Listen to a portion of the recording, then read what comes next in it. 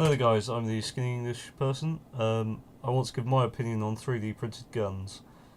Basically, I don't feel that... I think the media has overhyped them way too much. I've got a 3D printed...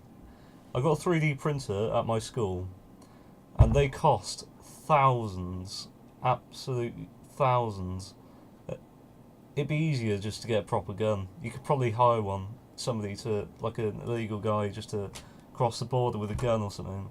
It'd be so much easier to do that. So, why do they say it's so readily available? First off, you have to print the components, and also there's some extra components that you need to actually make the gun itself. The bullets, I don't really give a damn. It's just, they could be putting anything in there, I don't really care. Make a bit fucking blunderbuss, I don't care. Whatever. I don't really care. I mean, I've had a bit of... I'm not keen on people owning guns, but then again, I'm not going to stop them to. I think doing that oppresses people, and that annoys them, and that's the reason why people get angry when people try and get their guns. Anyway, thank you for watching, goodbye.